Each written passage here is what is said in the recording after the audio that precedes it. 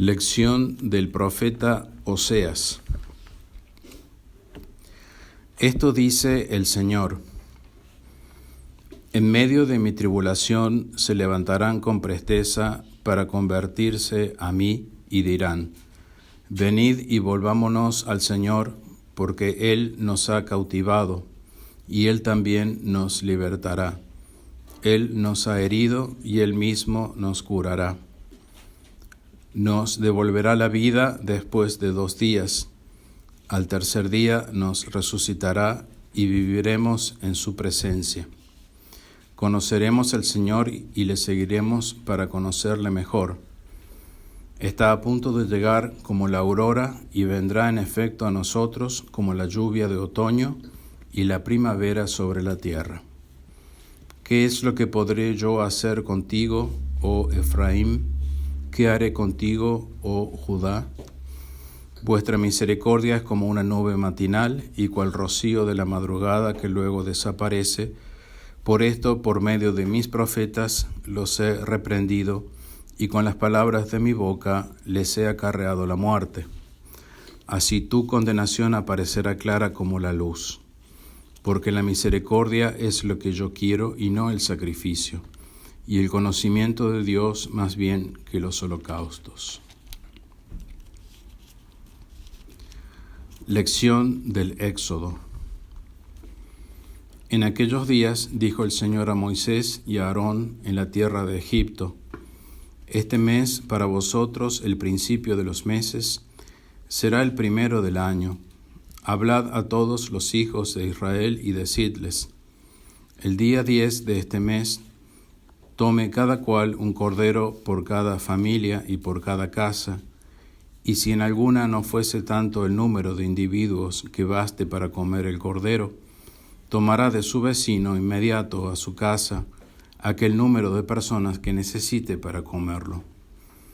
El cordero ha de ser sin defecto, macho y de 1 año.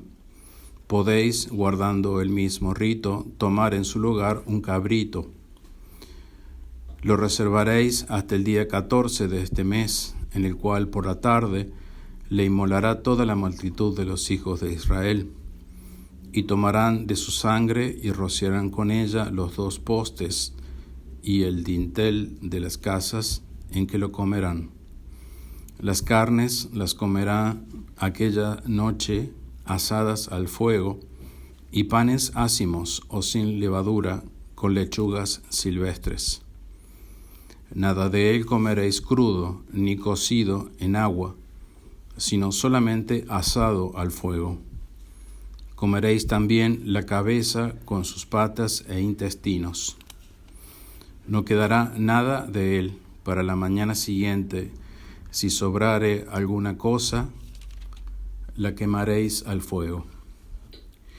Y le comeréis de esta manera: tendréis ceñidos vuestros lomos y calzados los pies, y un báculo en la mano, y comeréis aprisa, por ser la Pascua, esto es, el paso del Señor.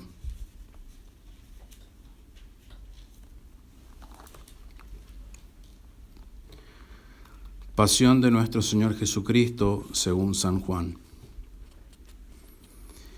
En aquel tiempo salió Jesús con sus discípulos a la otra parte del torrente Cedrón, donde había un huerto, en el cual entró él con sus discípulos. Judas, que le entregaba, conocía también el sitio, porque Jesús solía retirarse muchas veces a él con sus discípulos. Judas, pues, habiendo tomado una cohorte de soldados y varios ministros que le dieron los pontífices y fariseos, fue allá con linternas y hachas y con armas. Y Jesús, que sabía todas las cosas que le habían de sobrevenir, salió a su encuentro y les dijo: ¿a quién buscáis? Le respondieron: a Jesús Nazareno. Les dice Jesús: yo soy. Estaba también con ellos Judas, el que le entregaba. Apenas pues les dijo: yo soy, retrocedieron todos y cayeron en tierra. Volvió de nuevo a preguntarles: ¿a quién buscáis? Y ellos respondieron: a Jesús Nazareno. replicó Jesús, ya os he dicho que yo soy. Ahora bien, si me buscáis a mí, dejad ir a estos, para que se cumpliese la palabra que había dicho, Padre, ninguno he perdido de los que tú me diste. Entretanto, Simón Pedro, que tenía una espada, la desenvainó y dando un tajazo a un criado del pontífice, le cortó la oreja derecha, y este criado se llamaba Malco. Pero Jesús dijo a Pedro, mete tu espada en la vaina. El cáliz que me dio mi Padre, ¿he de dejar yo de beberle? En fin, la cohorte de soldados, el tribuno y los ministros de los judíos prendieron a Jesús y le ataron. De allí le condujeron primeramente a casa de Anás, porque era el suegro de Caifás, que era el sumo pontífice aquel año. Caifás era el que había dado a los judíos el consejo que convenía que un hombre muriese por el pueblo. Iba Simón Pedro siguiendo a Jesús y con él otro discípulo, y este otro discípulo, que era conocido del pontífice, entró con Jesús en el atrio del pontífice. Pedro, empero, se quedó fuera a la puerta. Entonces el otro discípulo, que era conocido del pontífice, salió y habló con la portera, la cual introdujo a Pedro. Y encarándose con Pedro, la portera le preguntó, ¿no eres tú también de los discípulos de este hombre? Él respondió, no lo soy. Los criados y ministros que habían ido a prender a Jesús estaban a la lumbre, porque hacía frío y se calentaban. Pedro asimismo estaba con ellos calentándose. Entretanto el pontífice interrogó a Jesús sobre sus discípulos y doctrina, a lo que Jesús respondió, yo he predicado públicamente delante de todo el mundo, siempre he enseñado en la sinagoga y en el templo, a donde concurren todos los judíos, y nada he hablado en secreto. ¿Por qué me preguntas a mí? Pregunta a los que han oído lo que yo les he enseñado, pues ellos saben las cosas que les he predicado. A esta respuesta, uno de los ministros asistentes dio una bofetada a Jesús, diciendo, ¿así respondes tú al pontífice?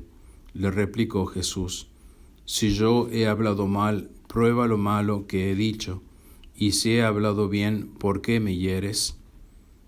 Le había enviado Anás atado al pontífice Caifás, y estaba allí de pie Simón Pedro calentándose, y le dijeron, ¿no eres tú también de sus discípulos?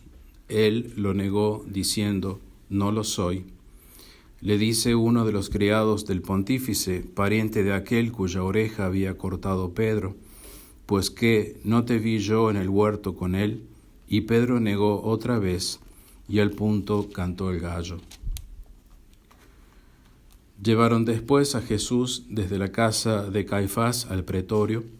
Era muy de mañana, y ellos no entraron en el pretorio por no contaminarse, y para poder comer el cordero pascual. Por eso Pilato salió fuera y les dijo, ¿qué acusación traéis contra este hombre? Le respondieron y le dijeron, si éste no fuera malhechor, no te lo hubiéramos entregado. Le replicó Pilato, pues tomadle vosotros y juzgadle según vuestra ley. Los judíos le dijeron, a nosotros no nos es permitido matar a nadie, eso a ti te compete. Con lo que vino a cumplirse lo que Jesús dijo, indicando el género de muerte de que había de morir. Oído esto, Pilato entró de nuevo en el pretorio y llamando a Jesús le preguntó, ¿eres tú el rey de los judíos? Le respondió Jesús, ¿dices tú eso por tu cuenta o te lo han dicho de mí otros? Replicó Pilato, ¿qué? ¿Acaso soy yo judío? Tu nación y los pontífices te han entregado a mí. ¿Qué has hecho? Respondió Jesús, mi reino no es de este mundo. Si de este mundo fuera mi reino, claro está que mis gentes me habrían defendido para que no cayese en manos de los judíos. Mas por ahora mi reino no es de acá. Le replicó a esto Pilato: ¿Con que tú eres rey? Respondió Jesús: Así es como dices, yo soy rey. Yo para esto nací y para esto vine al mundo, para dar testimonio de la verdad. Todo aquel que es hijo de la verdad escucha mi voz. Le dice Pilato: ¿Qué es la verdad? Cuando esto hubo dicho, salió por segunda vez a los judíos y les dijo: Yo ningún delito hallo en este hombre, mas ya que tenéis costumbre de que os suelte un reo por la Pascua, ¿queréis que ponga en libertad al rey de los judíos? Entonces todos ellos volvieron a gritar, no a ese, sino a Barrabás. Y sin embargo Barrabás era un ladrón.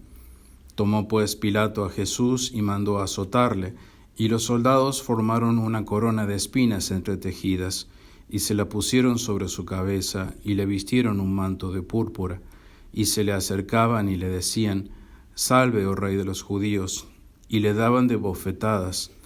Pilato empero salió otra vez fuera, y dijo, Ved que os lo saco fuera, para que os conste que yo no hallo en él delito alguno. Salió pues Jesús llevando la corona de espinas y un manto de púrpura, y les dijo Pilato, Ved aquí al hombre. Luego que los pontífices y sus ministros le vieron, alzaron el grito diciendo, Crucifícale, les dice Pilato, tomadle allá vosotros y crucificadle, que yo no hallo en él delito. Respondieron los judíos, nosotros tenemos una ley, y según esta ley debe morir porque se ha hecho hijo de Dios.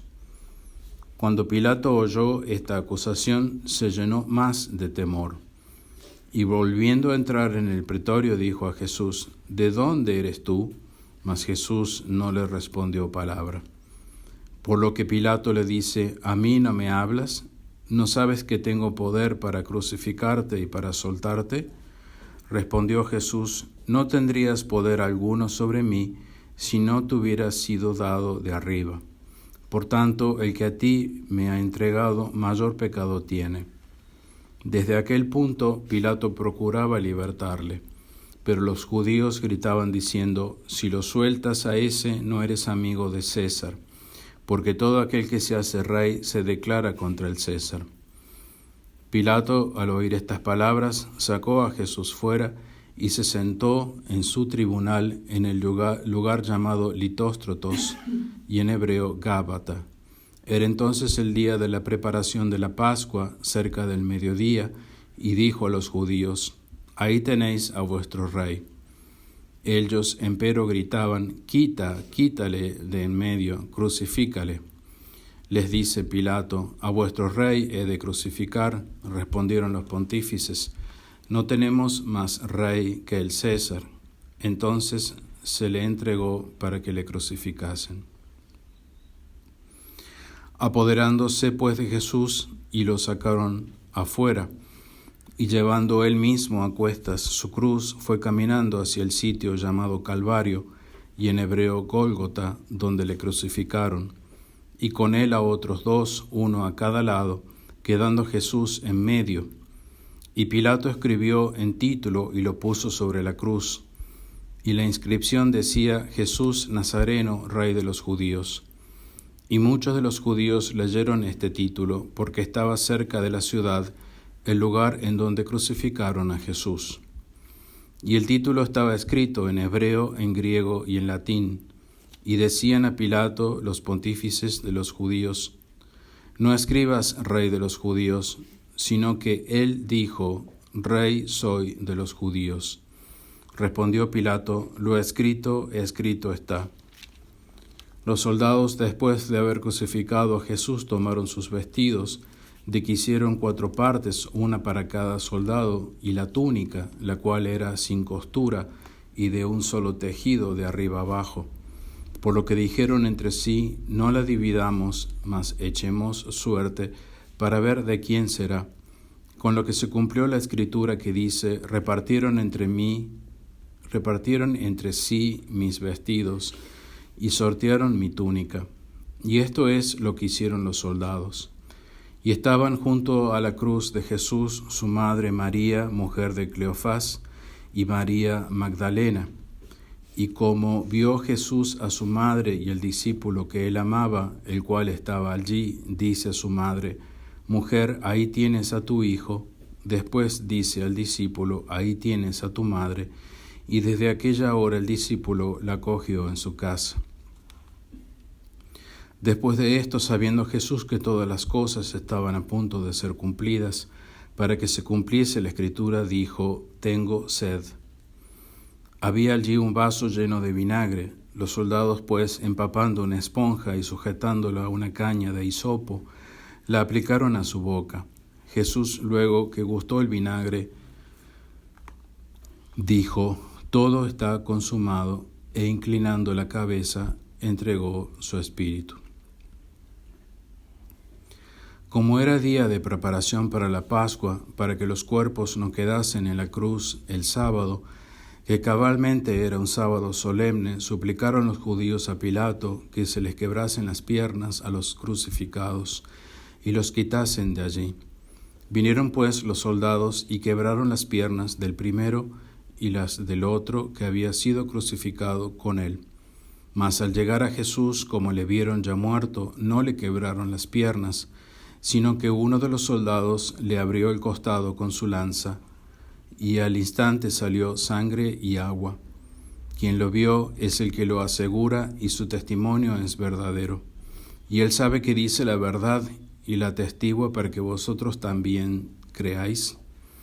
Pues estas cosas sucedieron para que se cumpliera la Escritura que dice: No le quebraréis ni un hueso.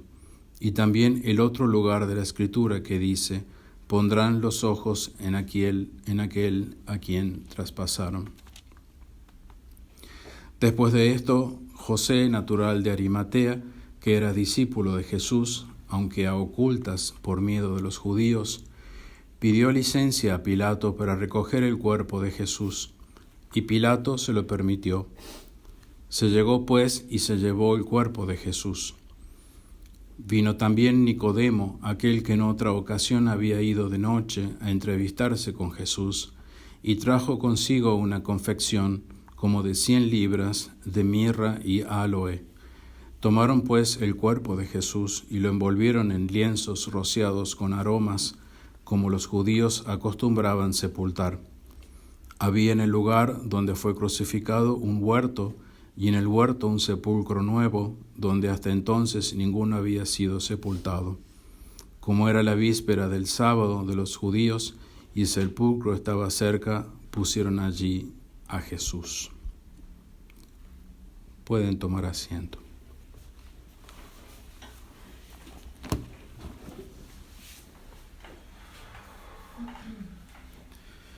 En el nombre del Padre, y del Hijo, y del Espíritu Santo. Amén. Qué terrible es la pérdida y el despojo de nuestro Señor. Y la liturgia lo expresa mostrándonos el templo completamente vacío, el altar desmantelado, el tabernáculo sin el Santísimo y sin cruz. Es un vaciamiento total. Murió, pero no murió como Dios.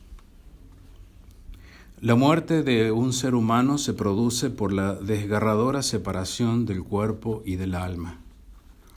Nuestro Señor se encarnó en el seno de la Virgen y de ella tomó naturaleza humana. Gracias a este misterio, pudo morir como hombre.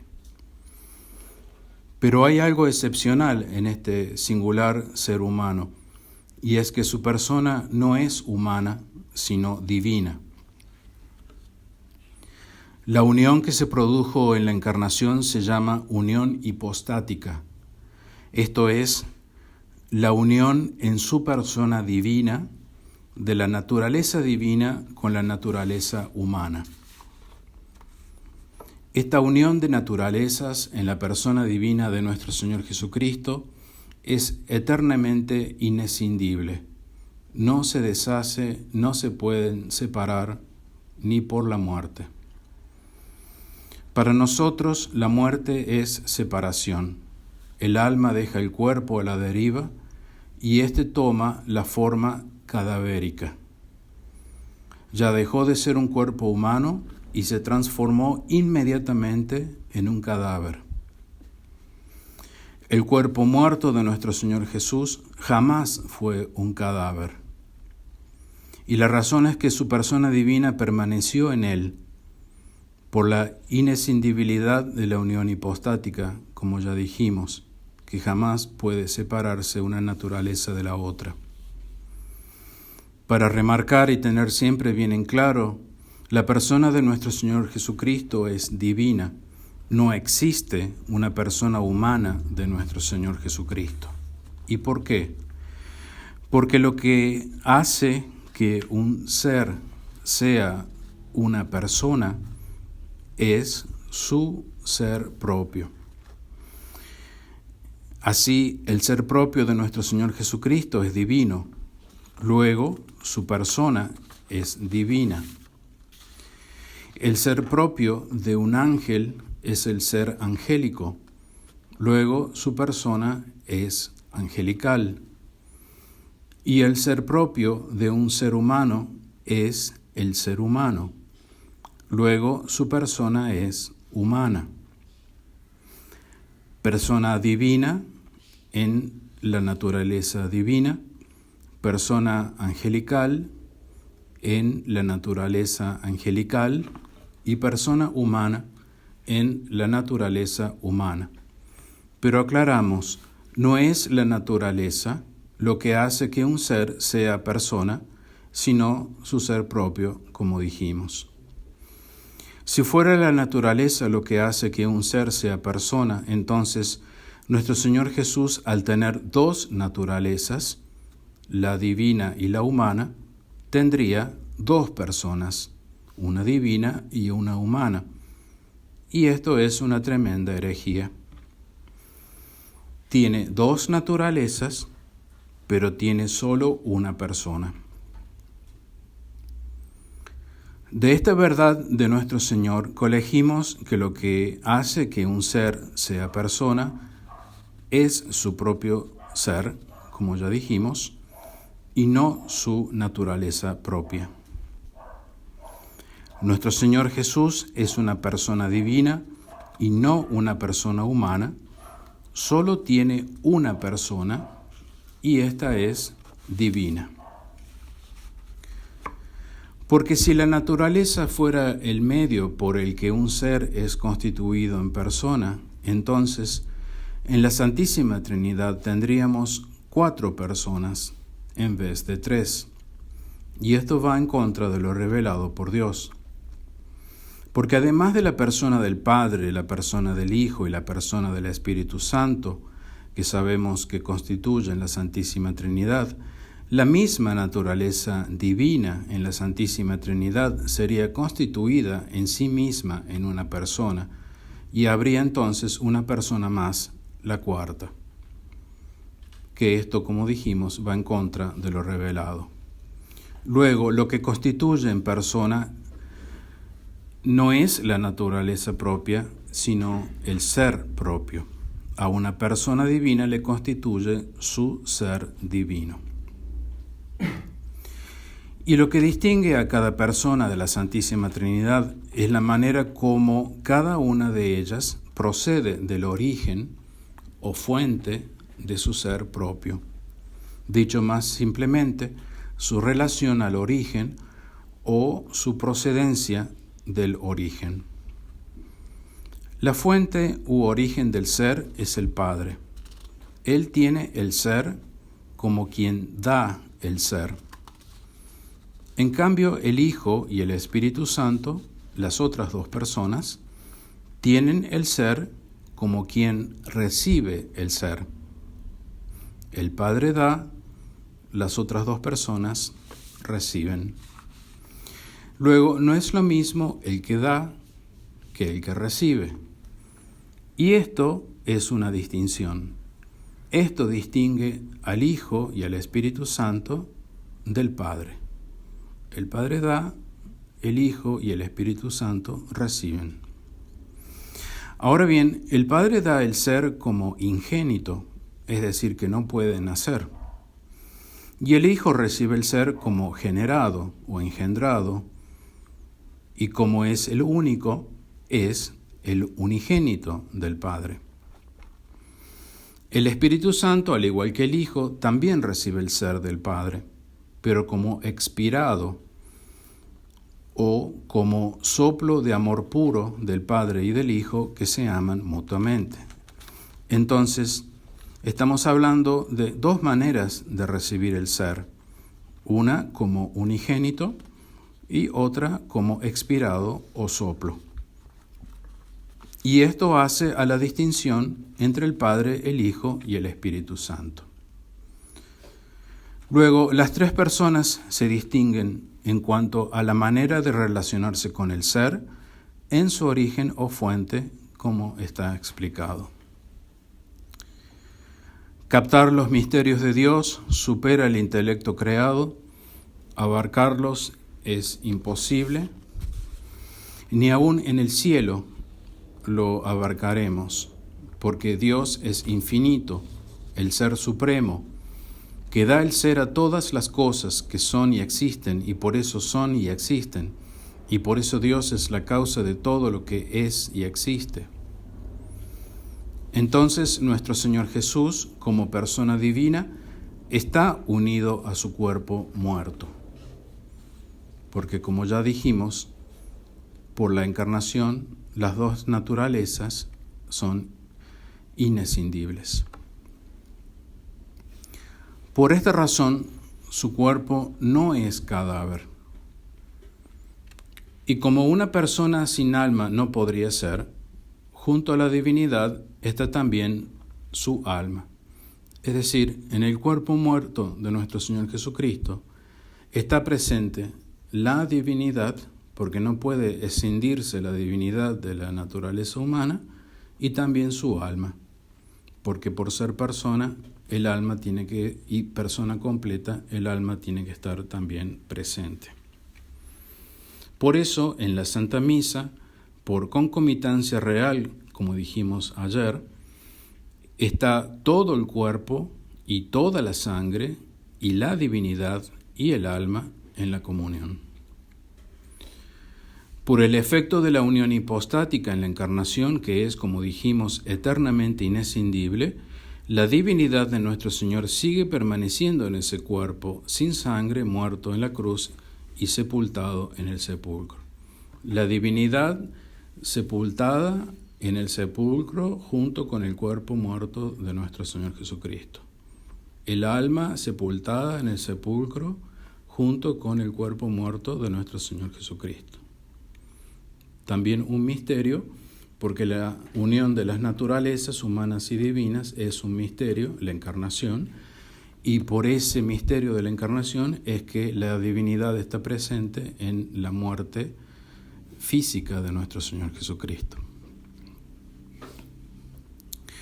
El vaciamiento del Viernes Santo, sin Cristo, tabernáculo vacío, altar despojado, no es simplemente una figura litúrgica para avivar los afectos y sentimientos y compenetrarse en el gran dolor de nuestro Señor. El vaciamiento es una profecía que se está cumpliendo por cómo cayó la Iglesia, siempre hablando humanamente, prácticamente sin culto, sin misa, sin templos. Lo que hoy se ve en el Vaticano y en nuestras iglesias y parroquias es la iglesia del anticristo. Es una falsa iglesia que se hace pasar por católica. Es antisacramental, antirreligiosa, con falsa misa y con anticristos como ministros. Son anticristos porque han impuesto e imponen sobre los incautos católicos una nueva doctrina. Pero hubo también falsos profetas en el pueblo, así como entre vosotros habrá falsos doctores. Así profetizó San Pedro, el primer papa. Habrá falsos doctores que introducirán furtivamente herejías perniciosas.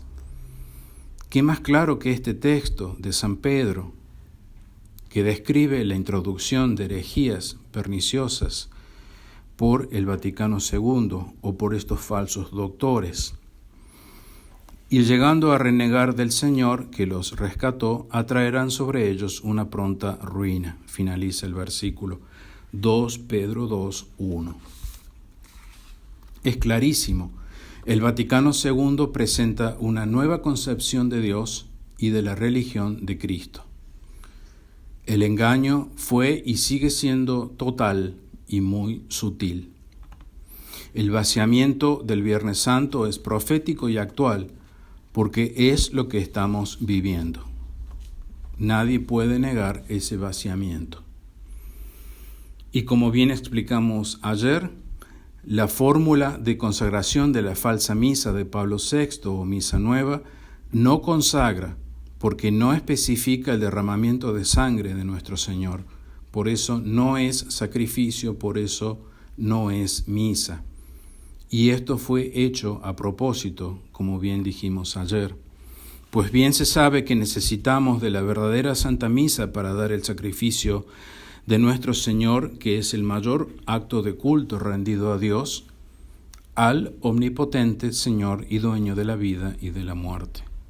Necesitamos la Santa Misa porque nosotros no podemos darle el culto mayor a Dios si no tuviéramos la Santa Misa. Y siendo que la necesitamos también para alimentarnos del cuerpo y la sangre de nuestro Señor para la vida eterna que se nos da como herencia. Y por eso fue hecho a propósito quitarla del medio a partir del año 1968, como ya dijimos, para no tener ya más la presencia de nuestro Señor Jesucristo y no poder dar el mayor acto de culto, ni tampoco poder alimentarnos de su cuerpo y de su sangre. Hoy tenemos que defender la verdadera doctrina solos, porque no hay teólogos seguros. No sabemos lo que nos están enseñando. Aunque también damos gracias a Dios por esta soledad, preferible la soledad con la verdad a la compañía del error. Así y solo así podemos mantenernos firmes en la fe. Por eso también el vaciamiento para no quedar infectado de herejía, para no claudicar en la fidelidad y el testimonio a Cristo con la ayuda y la gracia de Dios. El vaciamiento le vemos el lado positivo que tiene y es para aislarnos de toda herejía. La fraternidad de San Pío X de Lefebvre sigue admitiendo que la falsa misa del Novus Ordo es válida y ya no ocultan más su intención de querer unirse a Roma con el falso papa, un hereje, un anticristo. Lo dicen decididamente, abiertamente. Roma ya no es la Iglesia Católica porque no tiene las 4 notas que expresan la visibilidad de la Iglesia Católica. Solo la fidelidad a la sacrosanta infalible tradición tiene las 4 notas de la Iglesia Católica. Pero lamentablemente la tradición se ha venido comportando muy mal también y hoy brilla por su división doctrinal. Se quiere mantener una endeble unión y lo que se logra es una guerra campal, y así la unidad es imposible. No puede ser en ambigüedades la unidad, solo es posible en la definición y determinación de la verdadera doctrina, si no, no hay unidad. Y el enemigo se manifiesta en la ambigüedad, el modernismo es ambigüedad, o la ambigüedad, dicho al revés, es modernismo. Una cosa no puede ser y no ser al mismo tiempo. Y esto está afectando a la tradición también, por viles intenciones que hay por detrás. Y debemos presentarnos ante el Señor con una fe intachable. No sabemos cuándo será la hora final de esta tragedia, pero el moribundo está en un estado tal que puede morir hoy o mañana, o quizá en años. Pero lo cierto es que de su estado moribundo no sale. Cuando vuelva, encontraré fe en la tierra. La Iglesia reducida a tan solo unos pocos dentro de la tradición, que además está dividida, es ese eclipse de Cristo, ese vaciamiento, ese tabernáculo vacío, el altar manchado de error. El ataque a la doctrina de Cristo es feroz. Es una lucha a la que hay que replegarse para su defensa, para la defensa de la doctrina de Cristo, para poder perseverar y mantenernos inmaculados en la fe ante la inminente venida de nuestro Señor Jesús. Recordemos, el objetivo de toda esta hecatombe es hacernos perder la fe para condenarnos. Es imperativo tener un soporte extraordinario, y ese soporte extraordinario es el testimonio que Cristo dio por anticipado a sus apóstoles para que no claudicaran, no desfallecieran ante su crucifixión. Nuestro Señor eligió a 3 de ellos para ser testigos de su divinidad en el día de la transfiguración. Y además el testimonio de su divinidad ante el Sanedrín en pleno, con el sumo sacerdote, de que Él es Dios, el Hijo de Dios, y que por eso es el Hijo del hombre, el Hijo de David, que viene por su reino, el trono de David, en esta y sobre esta tierra. Al Sanedrín y al sumo sacerdote les dijo: desde este momento veréis al Hijo del hombre sentado a la diestra del poder y viniendo sobre las nubes del cielo. San Mateo 26, 64. Y el versículo que introduce la transfiguración aclara: el Hijo del hombre viniendo en su reino. San Mateo 16, 28. Y la Sagrada Escritura es completa, no puede sino significar en conjunto. Luego, estos 2 versículos que están separados por capítulos deben leerse en conjunto y tener un significado en conjunto. Nuestro Señor viene entre las nubes en su reino, y esta es la prueba de su divinidad que Él dio ante el Sanedrín completo. En su pasión estaba el dolor en su alma, pero también el gozo de la glorificación. El sufrimiento sumo del alma de nuestro Señor se conjugaba con el pleno gozo de la Trinidad y de la divinidad. ¿Qué alma podría aguantar esos extremos? Es el misterio de Cristo doloroso. Que el sufrimiento nos dé valor y entrega, y que no nos lleve a la claudicación y a la cobardía. Todas esas cosas las contemplaba la Santísima Virgen María al pie de la cruz, ofreciendo al Eterno Padre y a toda la Trinidad el Hijo que ella había dado a luz virginalmente. Fue la única que se mantuvo de pie, porque los apóstoles todos huyeron cobardemente, menos San Juan. Por eso es más que madre, porque ¿qué madre, viendo a su hijo morir, se une a él y lo ofrece al Padre Eterno, completando así el hágase tu voluntad que había dicho en la encarnación? Y así culmina la espada que atravesará su alma, como le dijo San Simeón. Que nos acompaña hasta el momento de la resurrección esa imagen de Nuestra Señora unida al sacrificio, entregando el fruto de su vientre virginal a Dios Padre, siendo ella la Madre de Dios. En el nombre del Padre, del Hijo y del Espíritu Santo. Amén.